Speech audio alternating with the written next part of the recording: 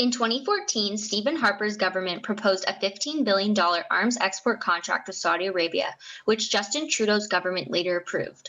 Also, in 2014, a civil war broke out between the Houthi rebels and the Yemeni government. Saudi Arabia backed the Yemeni government, so they had and still have access to Canadian-made weapons. While the war has been raging across Yemen, civilians have suffered major human rights violations. Examples of this suffering includes famine, displaced families, and tens of thousands of people killed. Even after evidence of Canadian-made LAVs in Yemen and the murder of journalist Jamal Khashoggi, Canada still has not cancelled existing export permits to Saudi Arabia on the grounds of broken human rights laws. Even after Canada ascended to the Arms Trade Treaty and introduced Bill C-47 in 2019, Canada continues weapons exports through direct contradictions of its policy.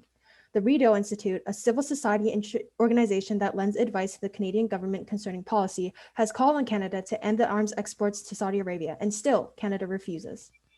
The Institute calls on a compromise.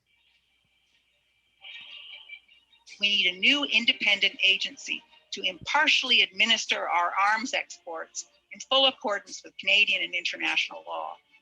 This independent agency will make it possible to avoid the conflict of interest situations that are currently happening within global affairs by separating domestic economic interests with the interest of defending international human rights. The human rights laws that Canada has breached due to their arms exports to Saudi Arabia is contributing to the suffering of Yemen citizens.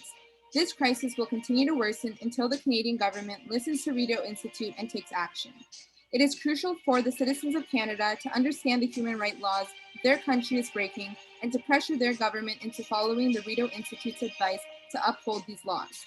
You should think about what you can do to make your voice heard on this topic.